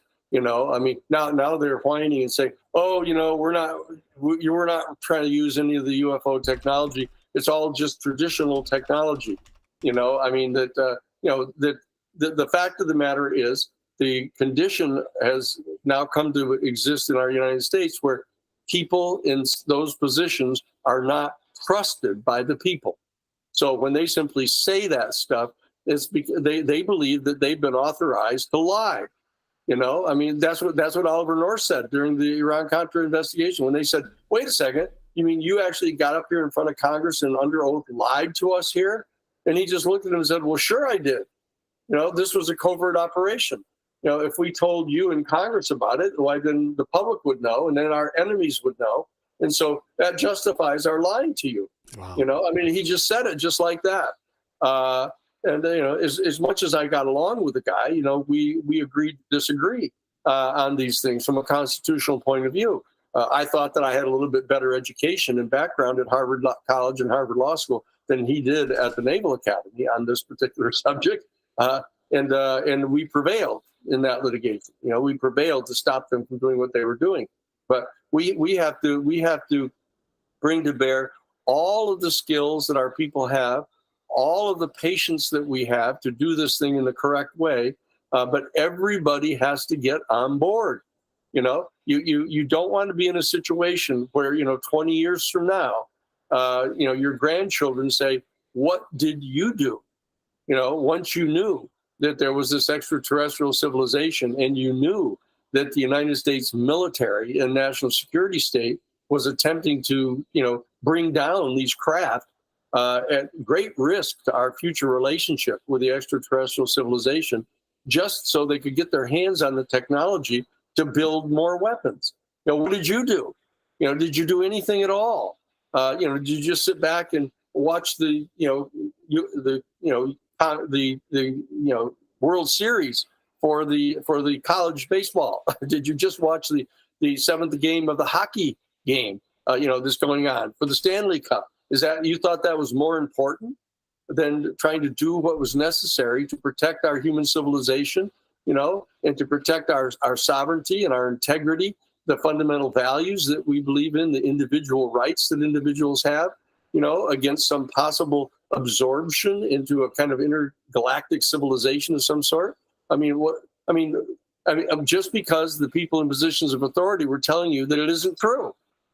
I mean, you don't believe anything else they say, so why should you believe this? Because we know, and we've got the evidence to show you, and you come to the newparadigminstitute.org and you will see the information. It isn't just us telling you that certain things are true. We're providing the witnesses, we're providing all the documents, we're providing the classes that are going to teach the details of what all this is and what the evidence is.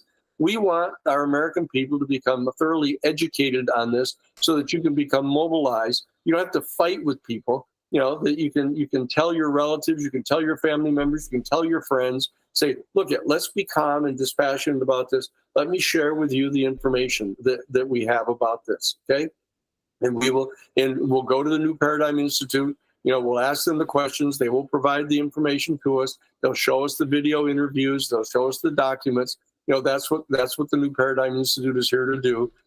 We're doing the job of the people's advocate, even if in fact your elected representative in Congress isn't doing it on this particular issue, because they've got so many other issues they have to deal with. Really, you got to feel for these folks. They're running around with their head cut off, half of these people in Congress. When I came to Washington back in 1975, I was amazed when I went over to meet the people in the House of Representatives. They didn't even know half of the time what day of the week it was. They were rushing around. They've got like 20 bills going. They've got to go vote. Their staff is telling you got to run on the floor and vote. And they're saying, how do I vote? Do I vote yes or no? And what we need is an institute like the New Paradigm Institute, whose full-time attention is devoted to this particular issue, to be able to help you as a citizen learn everything that you need to know, provide all the information and evidence that you need to have, be able to share this information with your friends, with your neighbors, with your family, and to write letters to your local editor and your local newspapers. Go to your local Kiwanis Club meetings. There's all kinds of Lions Club and everything else that need to have speakers. They're wanting to have speakers. Get yourself equipped to be able to go and present the information to the people. Go to your local high school. Ask the principal to have an assembly, to be able to tell the kids, say, hey, kids, guess what? Here's the information. All that stuff that you've always believed, it turns out it's true.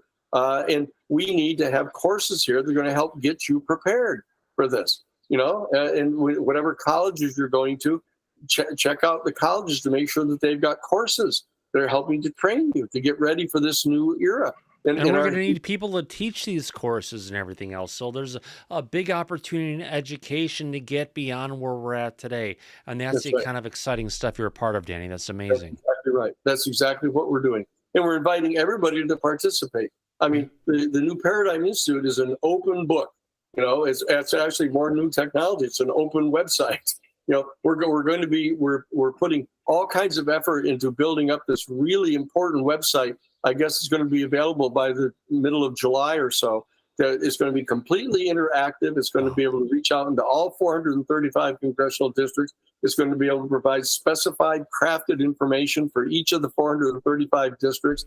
It's going to be able to do all of that for you, and with you. But we need your support. We need your support, and and frankly, it's all tax deductible. You need to decide whether you want to give your $100 or $1,000. You want to pay it in taxes. If it might be used for war machines, for giving more weapons to Israel or something, or more weapons to the Ukraine, or actually more weapons to some fascist organization down in Central America, or you want to give it to us and get a tax deduction and just write it off as a tax deduction. You just go to the newparadigminstitute.org and you can help make history. That's what's happening right now. Yeah. So wonderful to have you here. I know we're getting towards the end of the hour really quick, and I thank you for coming out here tonight. It's been a lot of great information, 2 hours packed of information. Anything left from your side, Mike, before we Yes. Before we go, I want to just ask Danny a follow-up question to the one that you asked him previously. Danny, let's say hypothetically for a second that Thomas and I were talking with a group of scientists that were not working for the government. They were citizens and investors that were looking to try to investigate the UAP and the NHI and they were involved with if there were recovery of materials and biologics, and they were doing it outside the purview of the U.S. government.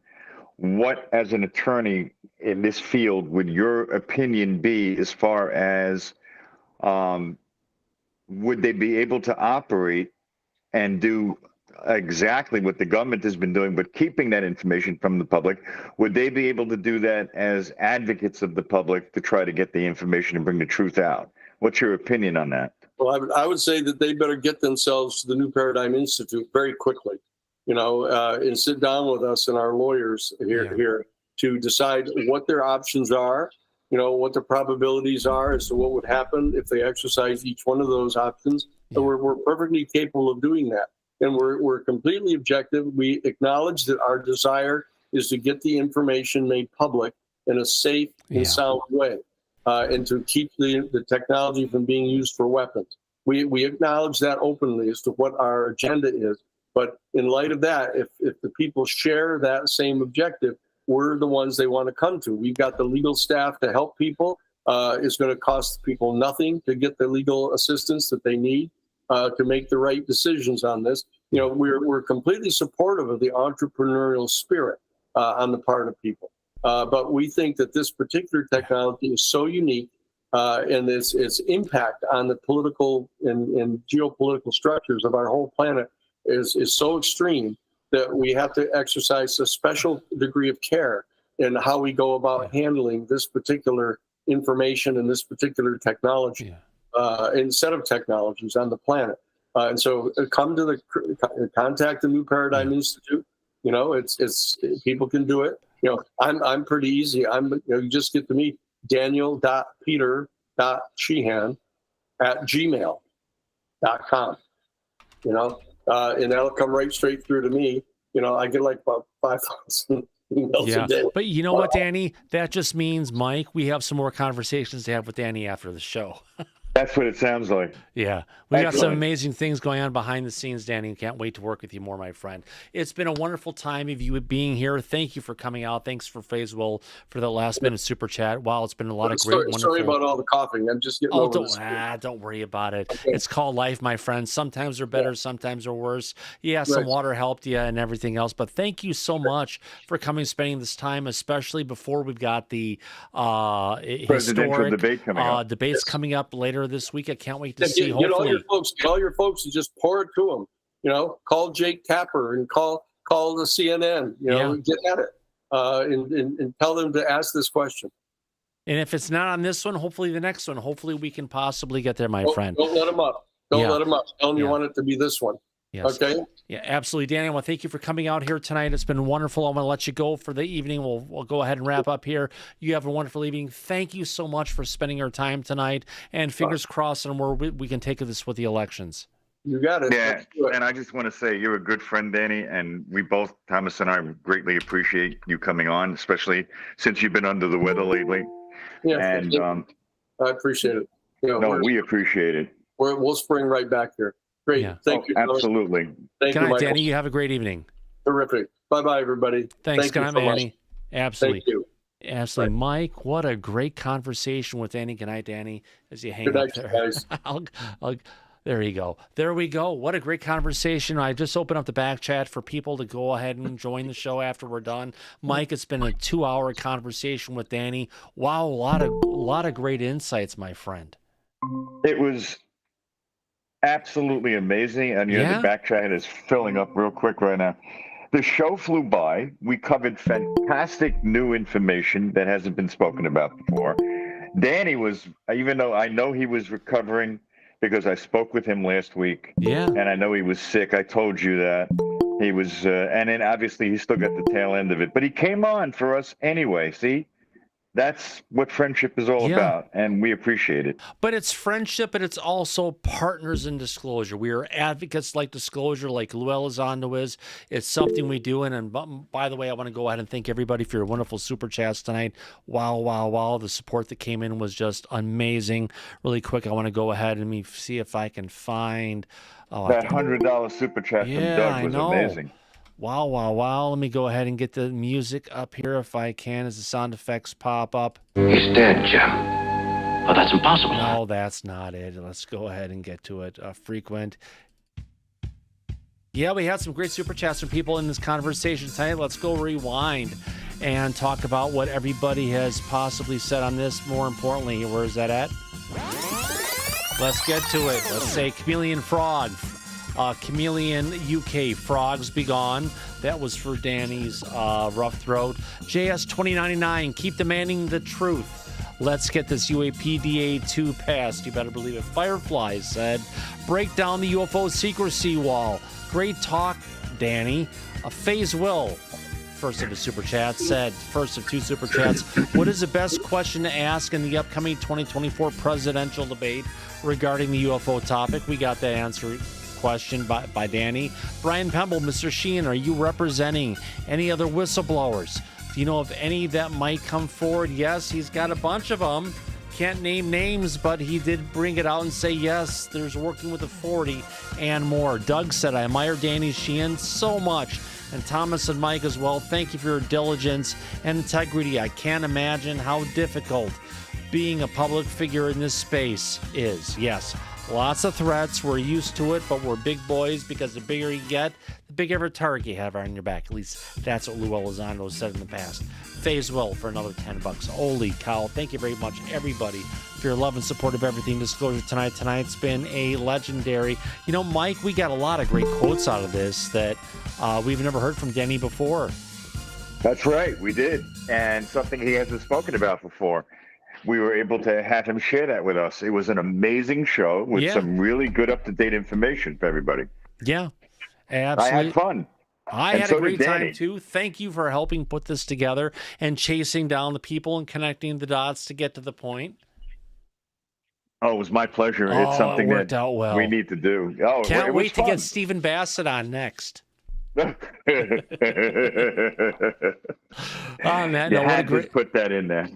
I'll get you, my pretty, and your little dog, too. You better believe it. And as we usually say at the end of every episode of Disclosure tonight, where's the music? Oh, you know what? I didn't thank the people in the audience who came out tonight. Yeah, the show's over, folks. I'm going to go ahead and hang out with my audience for a bit. Who am I talking about? I'll thank the people who have been in the chat all night tonight, including Out of Your Axa, Austin Gilbert, Brian Pemble, Chameleon UK, Daryl, D&B Barks, Pink Floyd, first person here again, I think. Firefly, Ian Watts, Official, Jan, Kathy, Kelly Groten, those piercing blue eyes, Lazo, not Laszlo, but Lasso. How about that? Let's also go ahead and thank Lord Malthus, Mick, Phase Will Resonate, Rough Ready, the G5 Studio watching vids, and the old timey tanker, also known as Andy. But you know what? It's not just about that. It's also about our dear friend, Mike, for being a part of this conversation tonight. Thank you for being here tonight, Mike. It was a blast. It was fun. It was my pleasure. I'm glad we were able to do this for the audience. Yeah. They had a good time. And this is what it's all about. It's why we do what we do. Exactly. And as we usually say at the end of every episode of Disclosure tonight, eyes open, no fear, be safe, everyone. But go back to Party City where you belong. Absolutely. We'll catch you on the flip side. Good night, everybody. Y'all come back now. Here. Talk to you soon. Bye-bye.